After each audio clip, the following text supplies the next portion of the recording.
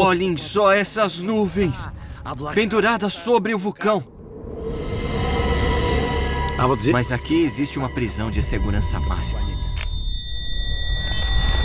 Preparem-se para ver dois mundos que coexistem, o horror e a beleza.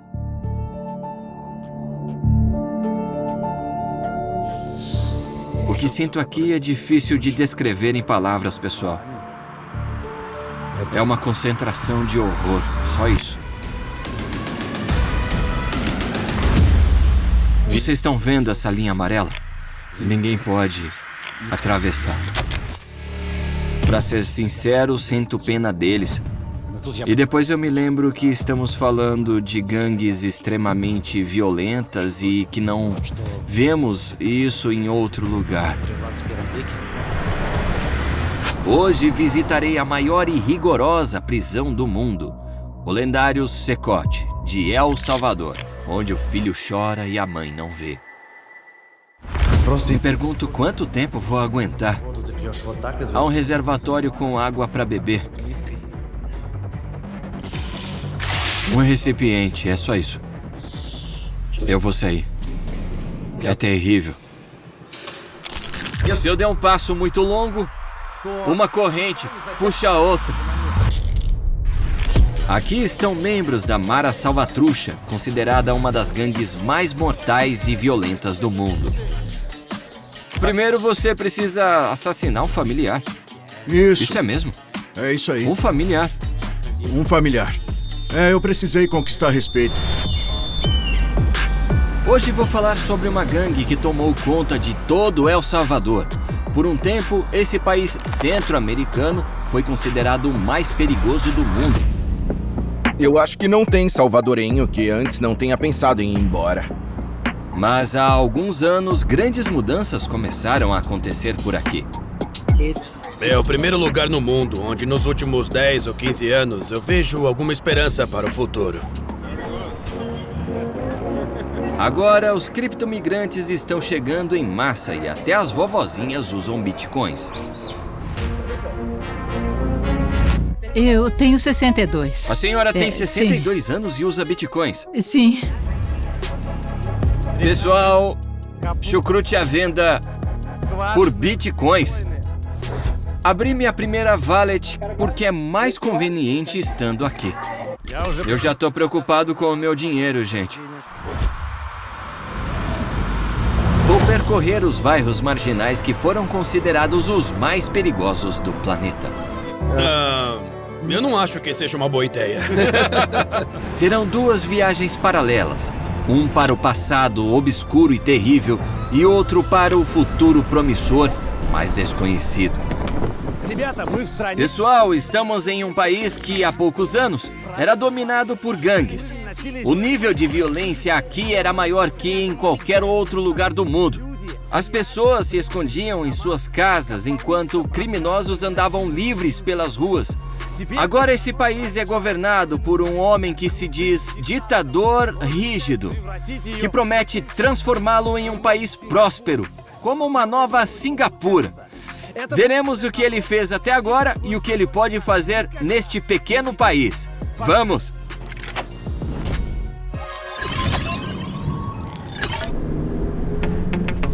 Pessoal, chegamos ao primeiro posto de controle para entrar no Secote. Pediram para que todos descessem do transporte. A primeira inspeção é feita pelos militares. Apesar de meu amigo Rui, que é um blogueiro turco, os representantes da presidência e eu estarmos juntos, todos fomos revistados.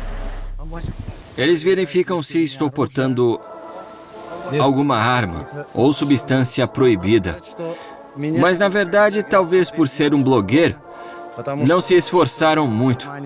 Eu tava com isso no bolso e eles nem tiraram. Isso parece que foi mais formalidades. Os postos de controle começam a vários quilômetros antes da prisão mais segura de El Salvador.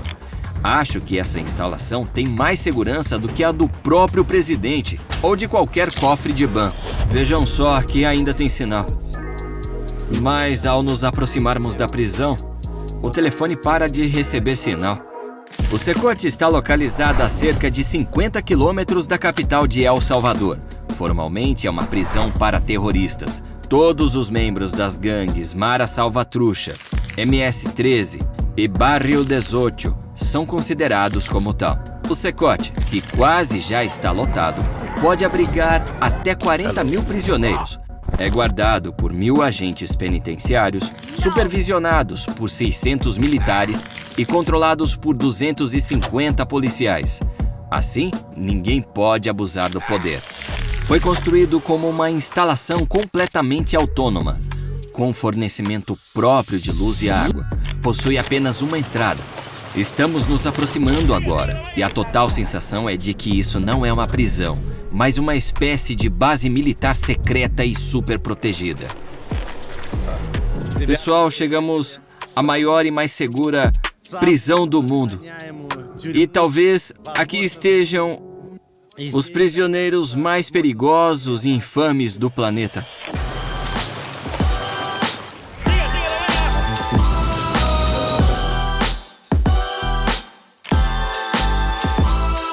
Você perdeu ele?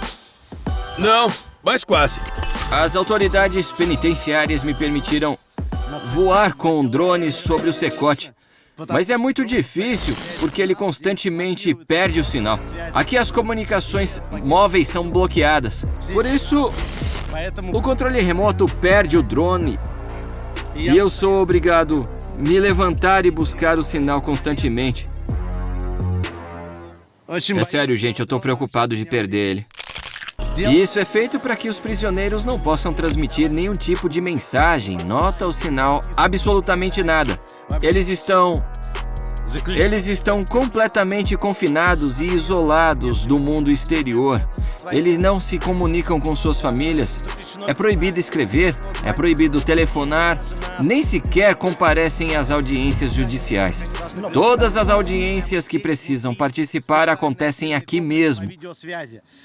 Os presos que entram no Secote nunca mais na vida voltarão ao mundo exterior e nem saberão o que está acontecendo fora do Secote. Depois de 10, 15, 20 anos, eles nem vão saber que hora, que dia ou que mês que é. Perderão totalmente a noção de tempo. Pessoal, é hora de entrar. Olá, meu nome é Stas. Bem-vindo, diretor Bellarmino, diretor do Secote. Muito prazer. E novamente somos revistados. Disseram que devemos deixar tudo que seja de metal e que não precisemos. Eu vou deixar o celular. Aquele não funciona. Vejam só, não tem sinal. Não há comunicação dentro da prisão. Uma moeda que uso como chave de fenda. Vou deixá-la. Pelo que eu entendi, eu tenho que deixar minha carteira. Eu vou deixar ela aqui. Tem um protetor de lente que eu não sei se posso levar. Eu posso levar isso aqui, é pra minha... A lente? Sim, ok. Ótimo, então eu vou deixar todo o resto aqui, né? Ah, o anel. Eu tenho que tirar o anel, eu nunca o tiro. Mas eu tenho que deixar ele aqui. Tirando o anel, então. Isso. Também. Isso também. Apesar de ser de plástico, preciso tirar o relógio. Então é isso. Eu tô limpo. Os que nos acompanham escondem o rosto. Os guardas da prisão também estão sempre de máscara. Aqui todos os funcionários têm o rosto coberto. Por que isso? Sim. A lente? Sim. Bom, dentro do sistema de segurança, é permitido ao pessoal preservar sua identidade e integridade. É opcional. Mas eles fazem isso para que os criminosos não os reconheçam e não possam passar informações a outros. Bom, em primeiro lugar, quero que entendam algo. Somos de um país convulsionado pelas ações das maras e gangues. Todo o nosso pessoal de segurança vem do interior do país e, nas áreas onde eles vivem, estavam presentes essas células cancerígenas da sociedade. Nessas mesmas áreas, os membros das estruturas das maras e gangues controlavam a entrada e saída do pessoal de segurança, do sistema penitenciário, das Forças Armadas e da Polícia Nacional Civil. O risco era constante, é por isso que foram adotadas certas medidas para proteger a identidade de cada um deles. Seu rosto não está coberto. Não. Não precisa. Não é necessário. Não é necessário, mas é perigoso.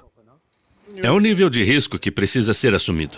Agora somos revistados novamente, desta vez com equipamentos especiais. No final, descobriram que Rui estava usando um anel na mão. Você precisa guardar isso ali. Depois, somos revistados manualmente. Estão me revistando novamente. Esta é a terceira vez que eles me revistam aqui. Pronto. Estamos prontos? Falta uma. Esse é o procedimento padrão para todos os funcionários.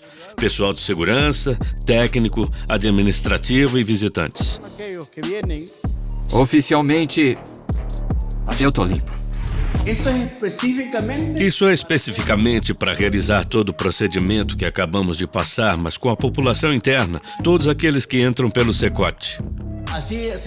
Assim, se engolissem os objetos ou introduzissem via anal ou vaginal, como não contávamos com esse tipo de ferramenta tecnológica, era fácil para eles. E isso nos permite observar precisamente o que o indivíduo está trazendo, seja preso ao corpo ou ingerido. E quais são os objetos mais incomuns que vocês encontram? Há alguns anos, Sim. os indivíduos engoliam porções Sim. de drogas. Há muitos anos, não atualmente. Drogas, tá. Cartões de memória micro SD. E pra quê? Os cartões de memória, antes eles conseguiam introduzir telefones para se comunicar, microchips. E não só isso, até carregadores de telefone. Até carregador. Dentro de pessoas, carregadores de telefone? Via anal ou vaginal. Dentro do Centro de Confinamento do Terrorismo, aplicamos um regime de segurança máxima.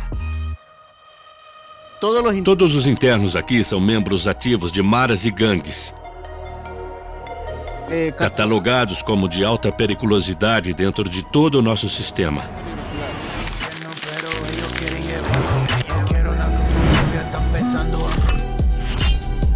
Pessoal, é assim que parece uma vila de milionários e bilionários em El Salvador. Me explica, por favor, por que esse lugar é tão caro. Eu olho ao redor e... Sendo educado, tá? Eu não entendo por que a terra aqui vale 1 milhão. Esse terreno vale $1 milhão? Eu acho que mais de 1 milhão. Eu diria 1.300.000, talvez 1,5 milhão. Igor é um investidor que se mudou para El Salvador quando o país se tornou um paraíso para investidores, especialmente em criptomoedas como o Bitcoin. A resposta é muito simples, porque El Salvador é um espaço único, onde o BTC é a moeda dominante. Primeiro vem o BTC e depois o dólar, e não o contrário, como é comum.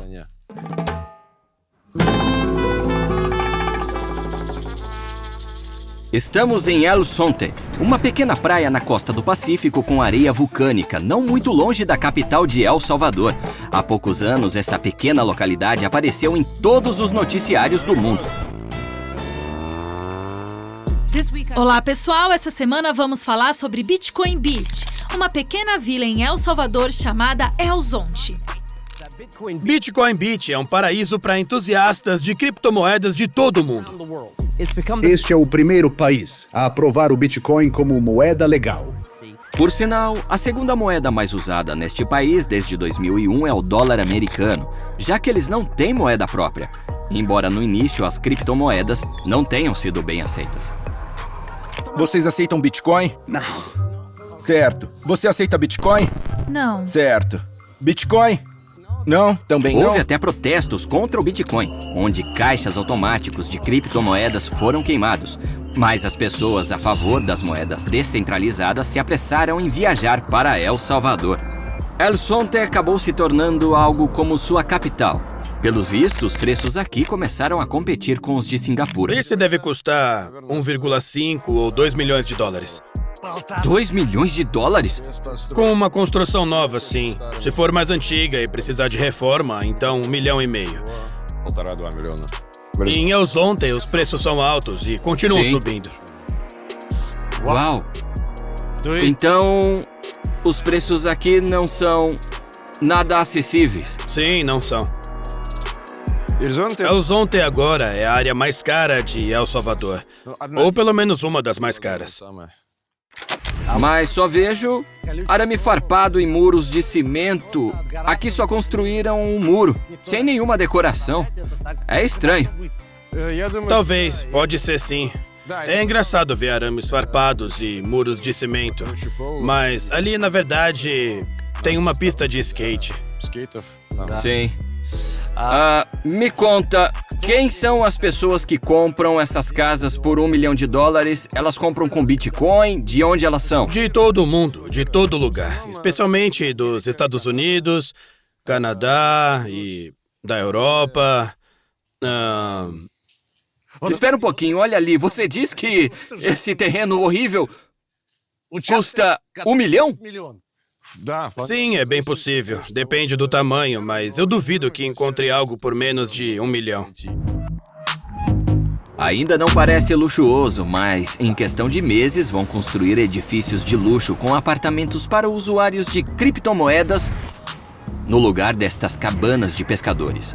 Estes condomínios têm um nome especial. Aqui chamam de maxis e são para pessoas que esforçam muito para pagar tudo apenas com Bitcoin. Ali atrás está o mercado de agricultores em Bitcoin. É um lugar onde os agricultores trazem seus produtos e vendem tudo em troca de Bitcoins. Ou seja, eles limitam o seu sistema financeiro a Bitcoins e querem que ele se expanda além dessa área. Então ali vendem batatas por Bitcoins. Na teoria e na prática também. Ou seja, você vai ao mercado de agricultores e compra batatas e outros alimentos em troca de Bitcoins. Não garanto que tenha um saco de batatas. Vamos ver o que eles têm aqui hoje. O supermercado é pequeno, mas aqui só aceitam criptomoedas. No entanto, os preços em si não estão em criptomoedas. Chucrute à venda por Bitcoins. Pepinos em conserva. Picles também por Bitcoins. E quanto custa isso em Bitcoin? 5. E ele pode estar falando sério. 5 Bitcoins são mais de 400 mil dólares por picles. Na verdade, não é bem assim. 5 dólares. 5 dólares. Eu pago em Bitcoins. Sim. Em Bitcoins. Na verdade, os preços estão em dólares e o pagamento é feito com base na conversão. Não diria que foi muito maxis. Bem, pessoal, essa é a minha primeira compra com Bitcoins na vida. E eu nunca pensei que seria para comprar chucrutes. Tá bom. Preciso escanear o código. Escaneio o código, clico em enviar e pago. Não tem complicação. Feito. Pronto, 5 dólares são 7.398 sats. São como centavos de Bitcoin. Agora, clico em enviar. E tá enviando. Pronto! Comprei! Chucrutes pagando com Bitcoin. Agora eu quero provar o sabor. Por favor, me ajuda a abrir. Aham. Chucrute por Bitcoins? Você acha que o sabor vai ser diferente? Isso nem é repolho, isso aqui é cebola. Comprei cebola por Bitcoins. Sim, cebola. São cebolas. Cebolas em conserva. Mas as comprei com Bitcoins. Gente, eu tô no século 22.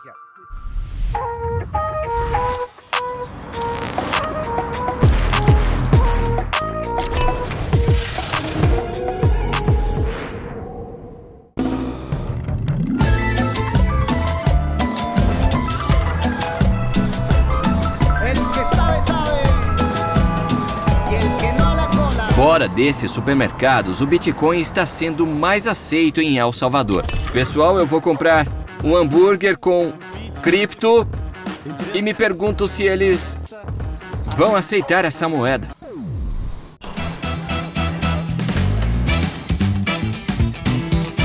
O pagamento aparece como se eu tivesse feito em dólares e não em bitcoins. Bom apetite!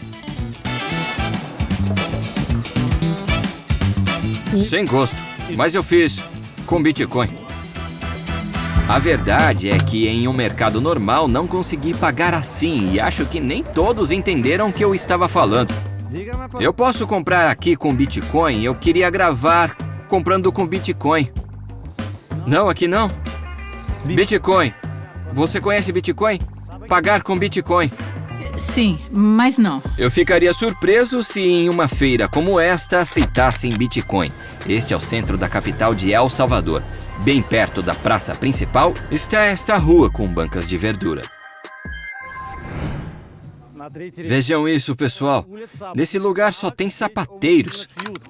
Aqui eles costuram sapatos. Ali podem ver uma máquina especial para fazer sapatos. Prestem atenção. Conseguem ouvir a música? Só vejo homens. Olá, olá. Olá. Aqui já não se ouve mais a música. E ali tem um homem consertando uma bolsa. Olá. Bom, vamos contar, pessoal. Ali 1, 2, ali tem outro 3. Todos costurando. Todos homens e costurando. Poderia me contar o porquê aqui só tem homens trabalhando e não mulheres? Somente homens. Só homens? Por quê? É uma tradição? Por quê? Também tem mulheres, mas a maioria são homens. Os homens fazem melhor? Melhor. Certo, entendi. Vejam quanto arame farpado há nas casas por aqui. Aqui vocês podem ver a frente de uma casa. Eles têm cerca elétrica. E o arame está na frente da varanda. E acima tem mais arame farpado. Ali também, mais uma casa com arame farpado no alto. Vejam a arame farpado nesta casa. E na casa ao lado também. É arame farpado atrás de arame farpado. Deixam tudo muito apertado, tudo muito próximo. Nenhum rato poderia passar por ali. É difícil acreditar que o primeiro país a aceitar uma criptomoeda como moeda legal tenha essa aparência. Mas após derrotar as gangues, a capital começou a mudar rapidamente. Isso não era assim. Havia muitos mercados. O trânsito aqui no centro, o mercado por ali. E tinham... Então esse edifício estava cercado por pequenas barracas. Tinham boas lojas. Lojinhas, exatamente. Tá bom. Tudo isso não era assim.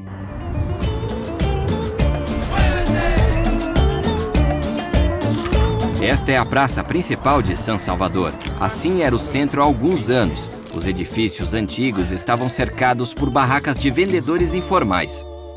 É incrível como tudo mudou em apenas 3 anos. Antes havia muita sujeira e muitas lojas bem em frente a este lindo edifício histórico, o que estragava toda a paisagem. Vendendo sapatos falsificados, jeans, guloseimas, até pupusas, o prato típico salvadorenho. Agora só sobrou essa praça limpa. Poderia estar mais limpa, mas... E as pombas, que comem tudo, também não ajudam na limpeza. No entanto, é um lindo espaço aberto. Agora há uma área para caminhar. Foi construído também o primeiro parque depois de muitas décadas. E em frente à principal catedral do país.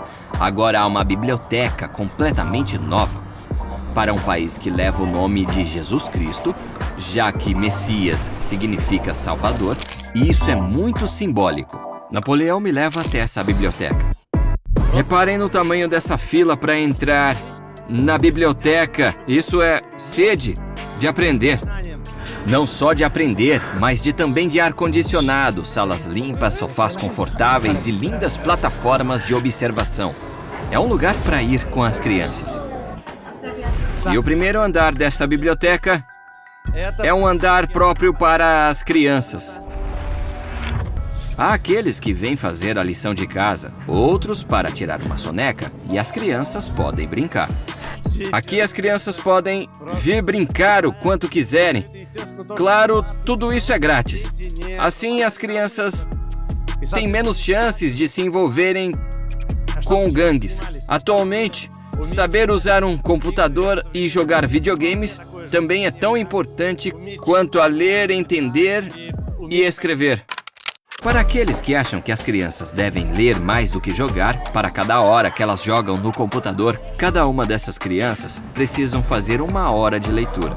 Mas nada disso é pago. Tudo que tem na biblioteca é grátis.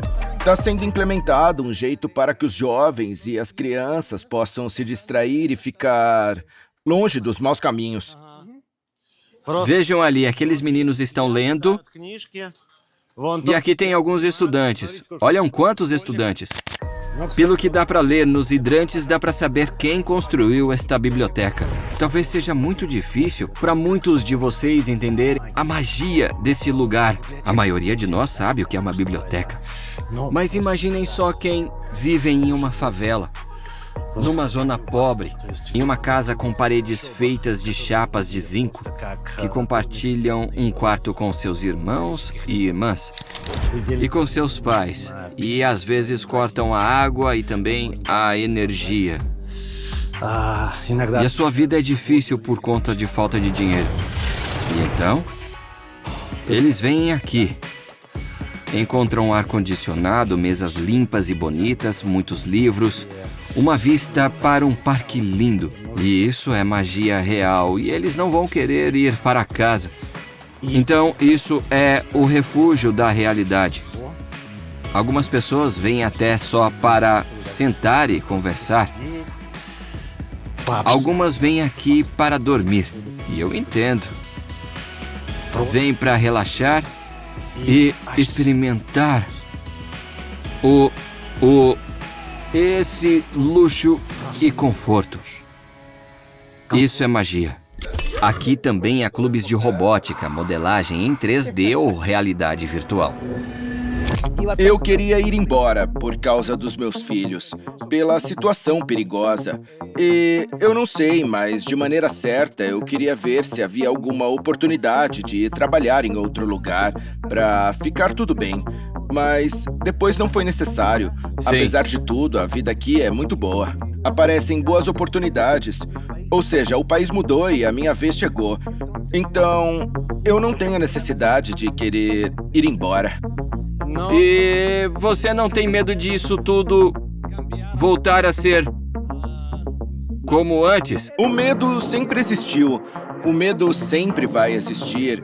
Mas eu gosto de pensar que tudo vai ficar bem e que tudo... Mente positiva. Mente positiva. De tudo que aconteceu agora, os governos anteriores diziam que não era possível combater o crime, que deveria haver uma trégua entre eles. Então... E de repente veio um governo novo e mudou tudo. Então, querer é poder. Se eles quiserem, se todos os governos quiserem mudar seus países, eles podem fazer isso, mas precisam querer.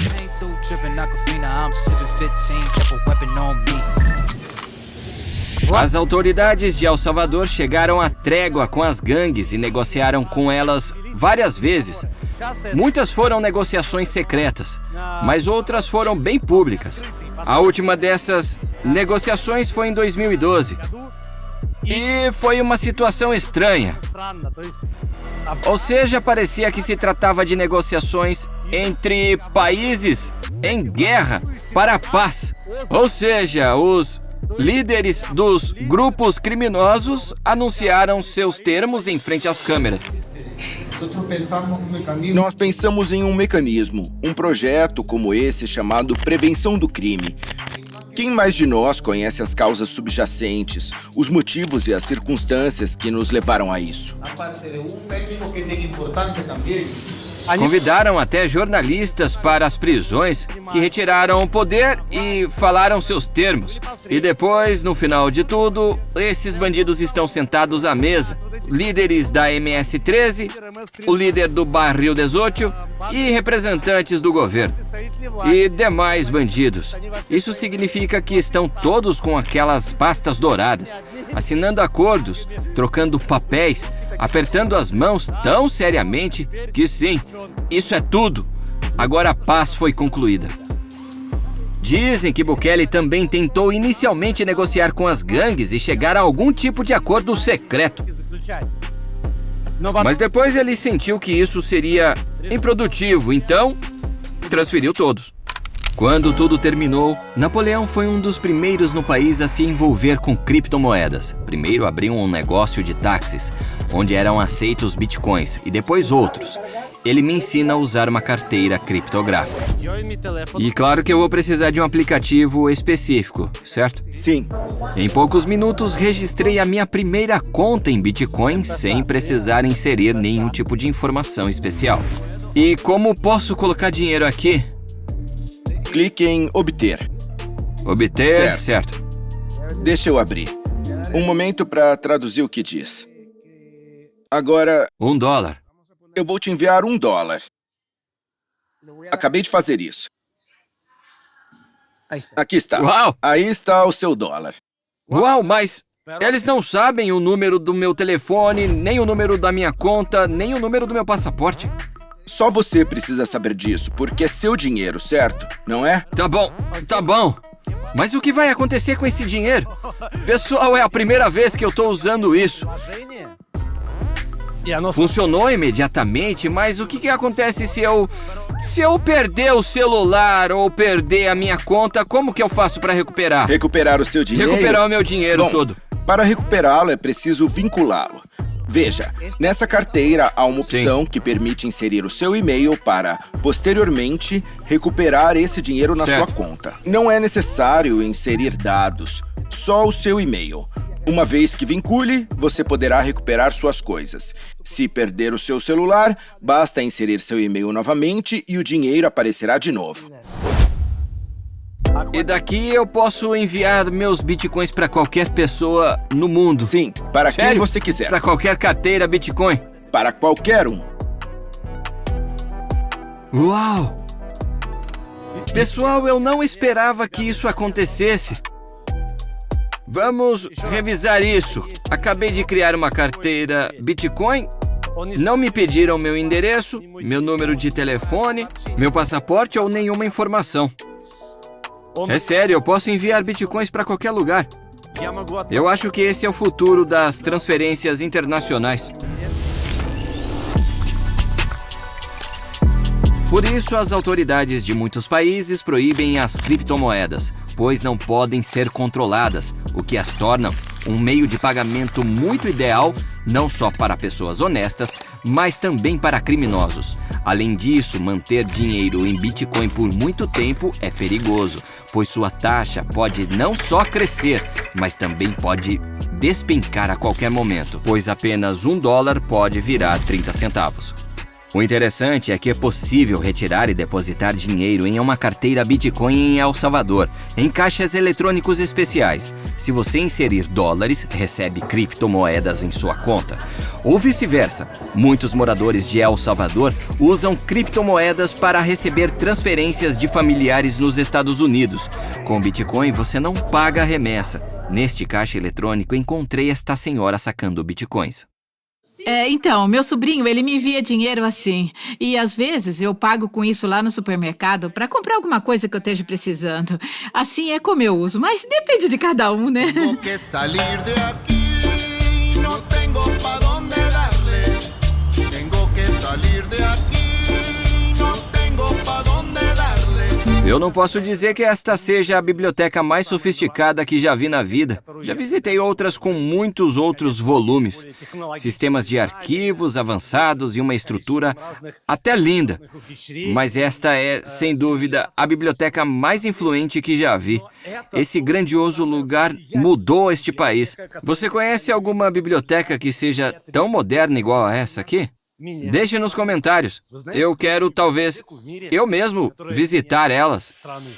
E isso não é exagero. A Mara Salvatrucha e a Mara 18 recrutam jovens combatentes. E isso é bem mostrado no documentário La Vida Louca, do diretor salvadorenho Christian Poveda. Esta grande obra detalha como não só meninos, mas também meninas, caem nas gangues de El Salvador e se tornam matadores. Infelizmente, Poveda foi assassinado pouco depois da estreia. Vejam esses jovens que se juntam a Mara Salvatrucha.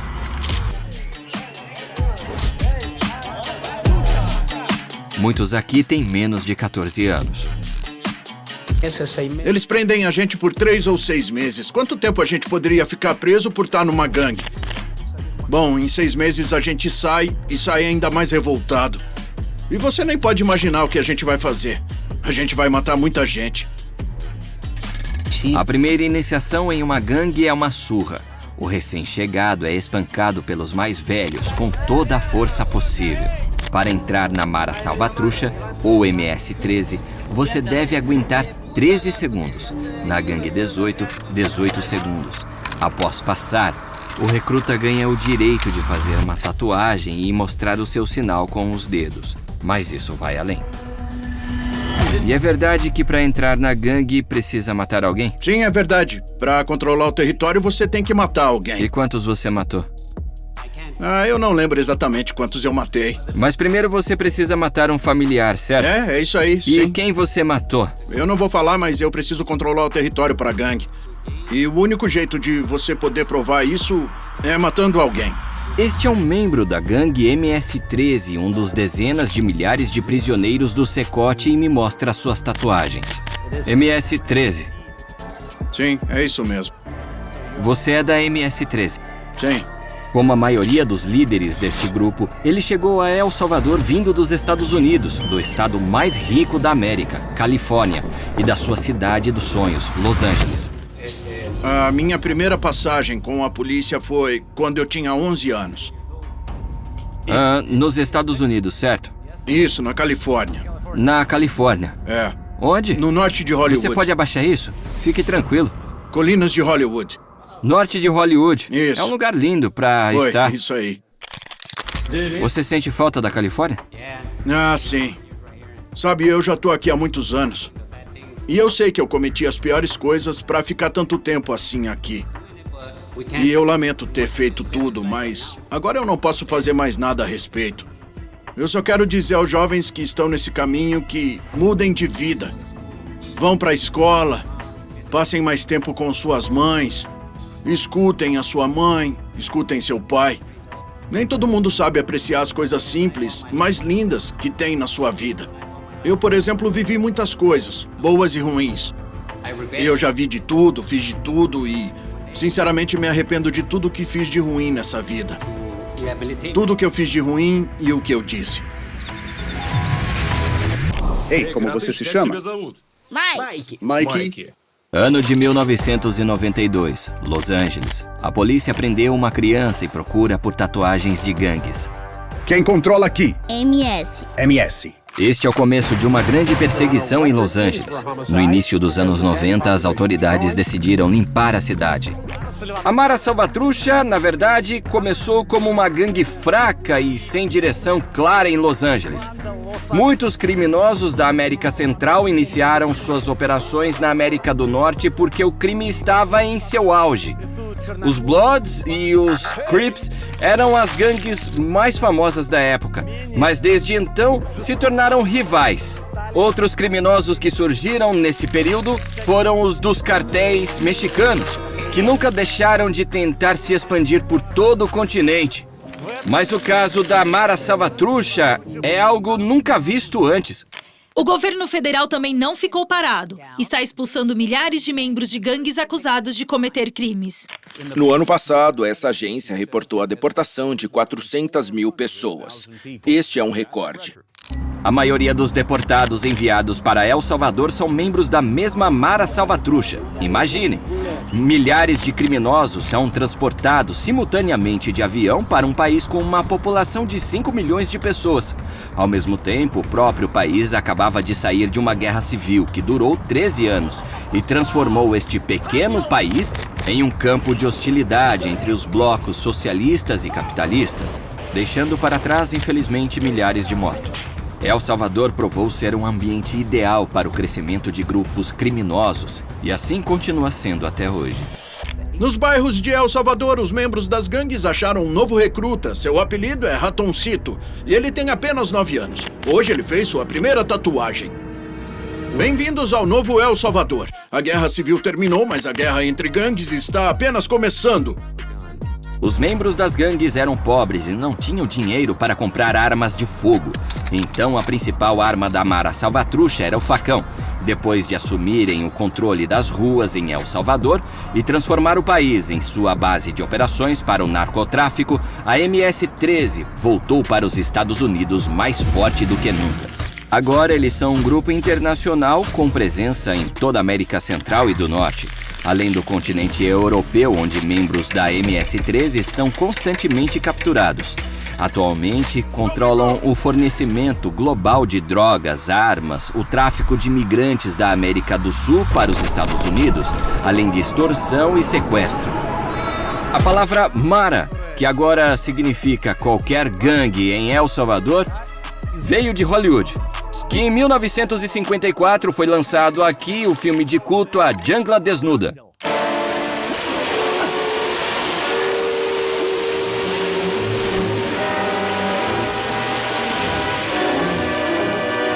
Aqui na América Central foi especialmente popular porque se passa nesses lugares. Na tradução para o espanhol, esse filme se chamou Quando Ruge a Marabunta, Quando Ruge o Formigueiro.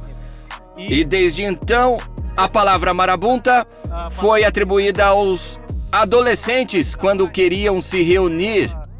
E gradualmente essa frase se tornou Mara, que significa o formigueiro salvadorenho, ou Mara Salvatrucha. É interessante como essa palavra chegou de Hollywood, de Los Angeles, para El Salvador. Também se especula muito sobre os 13 nomes do grupo. Muitos acreditam que a Rua 13 de Los Angeles foi onde os membros dessa gangue se estabeleceram.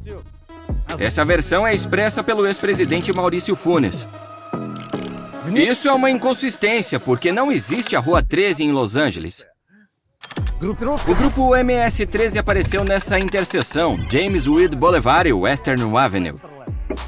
Justo em frente a essa loja há um 7-Eleven, que ainda existe até hoje. Inicialmente era apenas encontros de adolescentes salvadorenhos que gostavam de hard rock, como Kiss e Rolling Stones. Por isso foram chamados inicialmente de Mara Salvatrucha Stones. E aí, nos anos 80, só 10 anos depois, que se tornaram uma gangue. Acredita-se que esses membros, por gostarem tanto de Kiss, foram os primeiros a iniciarem a moda de tatuar símbolos no rosto.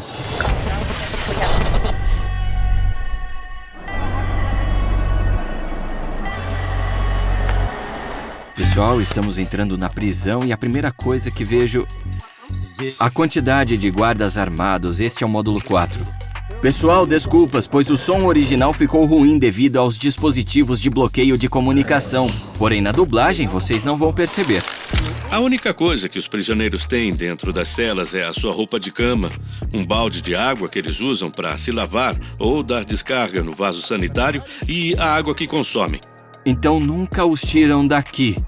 Não, nunca. Eles não veem o céu? Não, eles estão sempre trancados, mas precisamente estão trancados durante 23 horas e meia. Eles têm apenas meia hora para algumas atividades, mas aqui dentro. Você vai ver agora, vamos lá. Então essas pessoas ficarão aqui durante 30 anos e nunca verão o sol. As sentenças começam a partir de 20 anos e há sentenças que superam 100 anos. E finalmente entramos. Bom dia.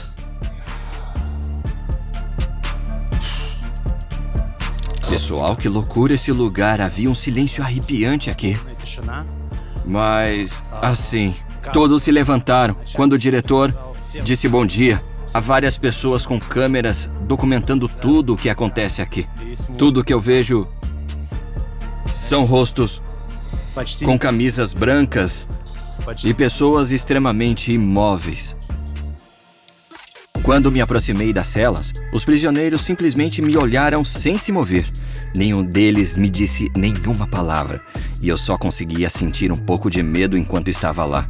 Os rostos tatuados e os olhos fixos criaram uma sensação estranha. Os sentimentos que experimentei são difíceis de explicar. Isso é horrível. Imaginem centenas, sem exagero, centenas de prisioneiros nos olhando. Ou seja, passamos com as câmeras e o silêncio. E os olhares são realmente assustadores. Não podemos perguntar nada a eles. E percebi que somente pelos olhares que fizeram atrocidades, coisas que ninguém pode imaginar nessa vida e nem na outra. E eles vão ficar trancafiados, nunca mais vão sair.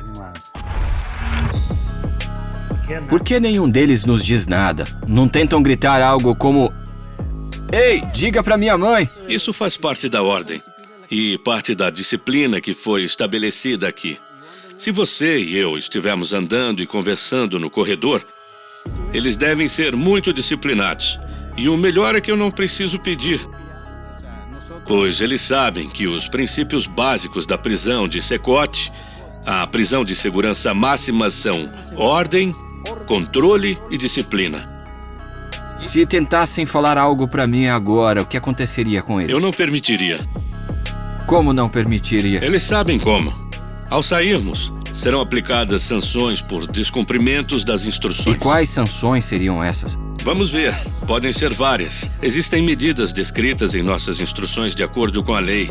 Tudo é explicado nessas normas. E o senhor pode me dizer uma das sanções? Sim, qual? Pode ser que fiquem imobilizados, por exemplo. Imobilizá-los completamente.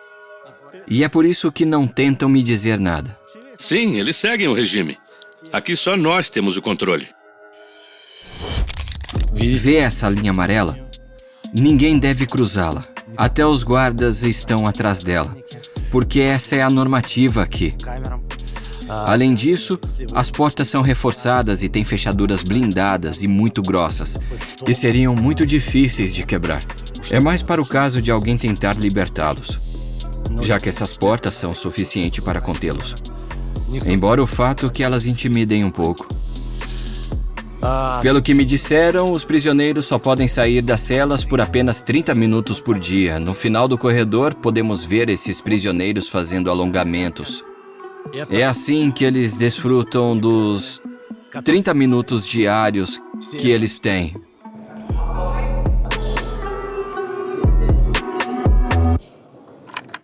Em outros lugares, os prisioneiros tentam trocar coisas, conversar sobre algo, interagir, mas aqui isso também é proibido.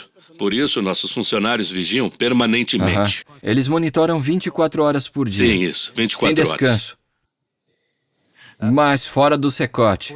Supostamente, os criminosos estão tentando entrar em contato com os guardas para que eles entreguem coisas e mensagens. Sabe do que eu tô falando, né? Sim. Nós realizamos constantemente determinados trabalhos com o nosso pessoal. Eles são revistados constantemente para verificar se cruzaram essa linha. Até agora, não aconteceu.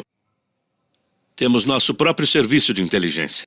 Mas esses presos são tão perigosos assim? Muito perigosos. Na verdade, posso te mostrar alguns vídeos de vigilância em alguns momentos deles. Em momentos distintos, cometeram atrocidades impensáveis.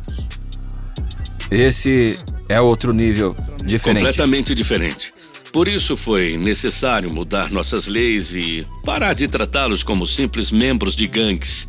Hoje, classificamos legalmente como organizações terroristas e o Departamento de Estado dos Estados Unidos fez o mesmo.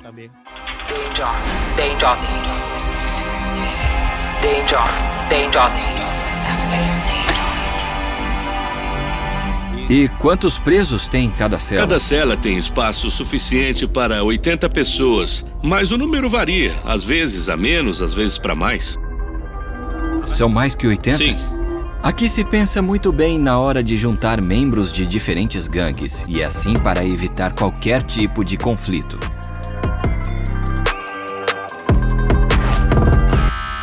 Por qualquer mínima violação, o prisioneiro pode terminar em uma cela escura. Os prisioneiros que fizerem algo errado devem ficar aqui durante 15 dias. Não estão apenas em regime de isolamento, mas também não tem nenhuma luz. Agora tem uma lanterna. Fechem a porta, por favor. Quero ver como é. A porta está completamente fechada. Daqui não sai nem entra nenhum tipo de luz. Eles ficam aqui nesta sala escura.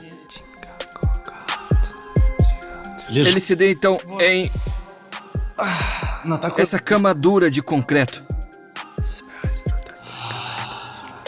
É desconfortável. Não sei quanto tempo eu consigo aguentar assim. Meu Deus.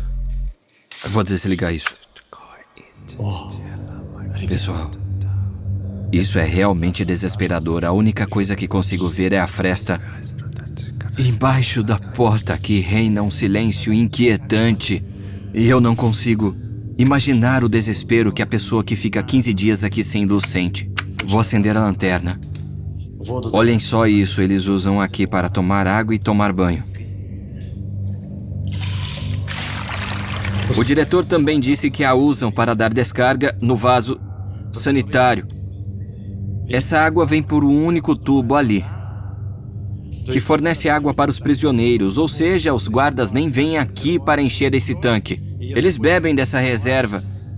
E se quiserem lavar o rosto, também podem. Ali está a privada. Usam isso para dar descarga e isso é tudo. Vou sair daqui.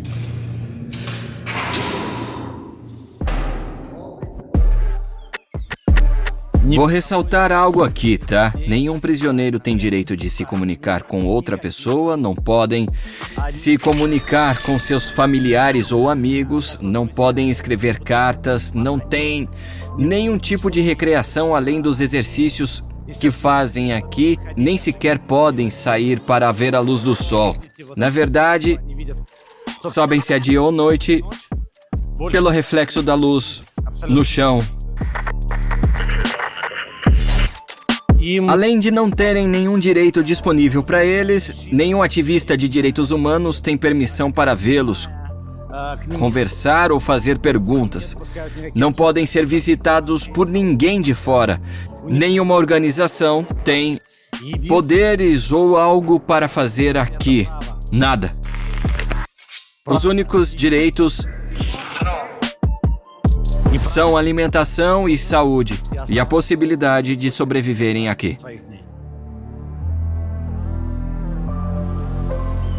Os prisioneiros não têm direito de ler as notícias e nem aprender nada sobre os acontecimentos de fora. Não há televisão, rádio ou relógio. Os prisioneiros não podem ter pertences pessoais. Também não têm o direito de falar em voz alta. Só podem sussurrar. Não têm direito de iniciar uma conversa com qualquer membro da segurança do Secote. O único direito que têm é assistir o seu julgamento remotamente, que sempre é fechado para a imprensa e para os familiares. O salão está vazio e mesmo aqui estão sentados com algemas especiais que ligam seus braços e pernas. Belarmino me mostra como funciona. Pessoal, esta é a primeira vez que sou algemado. Espero isso foi rápido. Não se preocupem. Eu tô bem, isso foi um teste. Estão um pouco apertadas. Agora falta... Agora, Sim.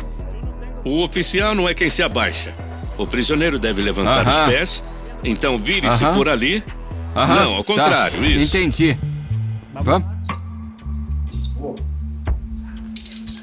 Isso. O diretor ainda estava agachado, mas se eu fosse um prisioneiro de verdade e tivesse levantado a perna tão baixo, eu teria sido punido. Já devem imaginar como. Nesse momento, me sinto indefeso. É muito claro que eu não posso fazer nada. Minhas mãos estão amarradas. E agora meus pés também estão amarrados. Sim. Pronto. Stas, Ok. o que achou? Não consigo levantar as mãos. Tá desconfortável? Também não consigo levantar as pernas. Esse é todo o movimento que posso fazer. Posso movimentar muito pouco os pés e se tento levantar mais as pernas, dói muito devido à pressão que elas exercem. Acho que, de qualquer forma, se eu quisesse ir rápido, teria que dar pequenos saltos. Tirem isso, por favor. Isso é desconfortável. Sim, mas depois de algemá-lo, preciso acompanhá-lo até a sua cela. Eu te guio, isso mesmo. Pessoal, ele está andando com passos. Realmente dói muito fazer esse percurso, porque aperta muito quando tento andar. Não consigo acompanhar o ritmo. Muito bem. Liberem ele. Sim. Eu não repetiria isso e espero que Primeiro são os pés, mas... nem eu e nem vocês passamos por isso novamente. E tava muito quente e agora eu tô suando. Ah, liberdade! Liberdade! A propósito, sobre o calor, não há ar-condicionado na prisão e só podemos imaginar o que acontece no calor tropical de El Salvador durante o verão e essas celas superlotadas. Vejam isso, aqui estão vários equipamentos que são usados diariamente. Esse é um bastão que é usado para golpear. Esse é um detector de metais. Aqui temos um colete à prova de balas pesado. Por aqui há megafones e lanternas. Tudo isso está na embalagem, porque a mega prisão foi inaugurada recentemente e os equipamentos ainda não foram usados. Por isso continuam nas caixas, novos. Isso aqui é um equipamento das forças especiais, que costumam usar assim quando ocorre um distúrbio. Nunca tinha visto algo assim.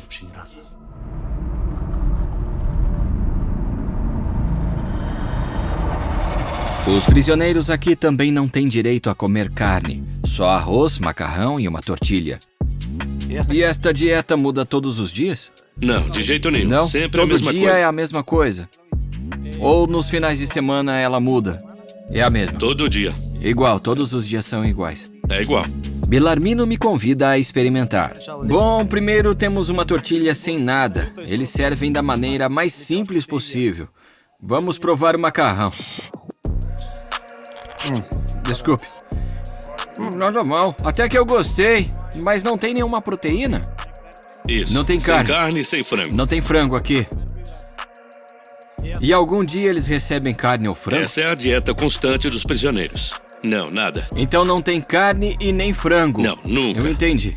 O menu não inclui frango. Essa é a única coisa que tem pra beber aqui. Bebem isso todos os dias, certo? Só isso. É parecido com um exame de urina. Eu não tô muito confiante, não. Vamos provar. É como beber água com sabor de pêssego e muito açúcar. Muito açúcar. Sim, obrigado. Bem... Substitua as coisas que consumiu. Eles vão ter 10 minutos com ele, só 10 minutos. Deram 10 minutos pra mim e para o Rui fazermos perguntas ao membro da MS-13. Me explica como um garoto da Califórnia entrou para uma gangue. Ou seja, você viveu na Califórnia? Teve todas as oportunidades? Jamais. Aí, se liga. A gente era pobre, a minha mãe era pobre, não tinha grana. E eu pensei, já que minha mãe é pobre e eu quero tênis, quero roupas, eu vou começar a roubar. Aí eu comecei a fazer muitas coisas erradas por conta própria. E eu precisava de alguém no lugar do meu pai, porque eu cresci sem pai. Um tempo depois eu conheci um grupo de criminosos que também viviam nos Estados Unidos e me juntei a eles. Eu cometi meu primeiro assassinato e eu fui deportado para El Salvador, porque eu não tinha cidadania. Eu cheguei aqui e pensei em mudar de vida, mas tinha mais gangues e eu comecei a fazer a mesma coisa que eu fazia nos Estados Unidos. Eu fui preso, mas eu consegui criar minha própria gangue. Eu sempre fui desses que, se pensa em algo, tem que fazer. E eu consegui tudo o que eu queria. Só que eu tô aqui. É desse jeito que o diabo paga os seus pecados. E é assim, eu tô preso pro resto da vida. Tem mais gangues nos Estados Unidos do que aqui. Porque aqui só tem duas. Mara 18 e MS 13. Porque o resto das gangues são pequenas. Mas aqui tudo é mais selvagem. Aqui você tem que matar, matar, matar. Alguns se autodenominavam assassinos natos. Eu mesmo cheguei a acreditar nisso sobre mim. Mas quando a gente acaba na prisão, a gente começa a reconsiderar as nossas vidas, tá ligado? Eu poderia estar muito bem com a minha família agora, começando um negócio, mas eu tomei decisões erradas e isso trouxe consequências. Nos anos 1990 diziam, o sangue veio, o sangue se foi, não há saída. E é verdade, não há saída. Eu vi meu filho pela última vez quando ele tinha 5 anos. Agora ele já tem 21. Eu só queria poder vê-lo e dizer pra ele, aí, não faça o que seu pai fez. Viva uma boa vida. Qual foi o crime brutal que você cometeu para a gangue? Bom, uma vez me encarregaram... Bom, um barbeiro não pagou a gente. E me deram um facão e me falaram para cortá-lo com o facão. E você fez isso? Sim. Às vezes tem que fazer isso. Você disse que não se lembra quantas pessoas matou. Foi centenas ou milhares? Não, jamais. Se a gente falar das pessoas que eu matei depois que eu fui preso nos Estados Unidos, é um pouco mais de 50. Os prisioneiros passam só meia hora por dia fora da cela, se revezando em pequenos grupos. Primeiro fazem exercícios e depois assistem a uma palestra obrigatória sobre uma vida digna, com a leitura da Bíblia e outra literatura religiosa. Quando terminam, vão ao médico para uma consulta. Aqui está um prisioneiro esperando sua vez para ver o médico. Como podem ver, ele tem que esperar assim, de frente para a parede, com a cabeça baixada. Na consulta, o prisioneiro permanece algemado e sob a supervisão de um guarda. Mas o mais comum é que o atendimento seja feito entre as grades. Por algum motivo, eles recebem uma espécie de creme. E ele esfregou por todo o corpo. O garoto esfregou o creme entre as pernas. Por algum motivo. Muitos aqui passam creme pelo corpo inteiro e tá muito quente aqui hoje. Depois me contaram o porquê os prisioneiros se colocaram em fila quando viram as câmeras. Esta é a única oportunidade de se mostrar para familiares que nem sabem se essas pessoas estão vivas. Como você se sente depois dessa visita? Bom, eu tenho muitos sentimentos mistos. Todos esses sujeitos que cometem crimes terríveis têm quase a minha idade. Eles têm entre 20 e 30 anos. E quando eu olho para o futuro deles, eu não vejo nenhum.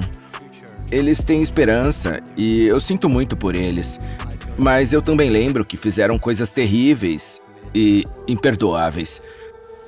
É uma pena que as decisões deles tenham trazido eles aqui.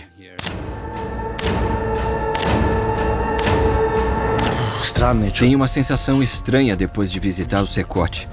Essa é, sem dúvida, uma prisão que mudou o país. Há 2 anos, era o país mais perigoso do mundo, mas agora todo o perigo está concentrado aqui. E já não é mais perigoso. E eu gostaria de dizer que essas pessoas merecem tudo isso. Realmente fizeram coisas terríveis e não mataram 2 pessoas. Mataram em massa, sem mais, sem menos, só por um status. E para mim, eu tenho medo. E por outro lado, sinto dó. É difícil não ter nenhum tipo de simpatia quando sente na pele, mas tantas vidas perdidas pelas mãos deles e por eles. Porém, no geral, o que aconteceu com eles é justo. É uma justiça terrível.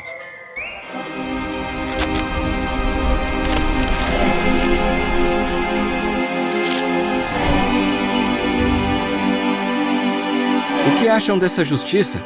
Acham que poderia haver pessoas inocentes entre os internos do Secote? Ficarei feliz em falar com vocês sobre isso nos comentários. Apreciaria muito o seu curtir, assim como sua inscrição no canal. E em breve sairá o segundo episódio sobre El Salvador. Olhem só essa beleza de paisagem. É perfeita. El Salvador é um lugar com paisagens lindas e pessoas maravilhosas. É um lugar onde a beleza vai te deixar sem fôlego.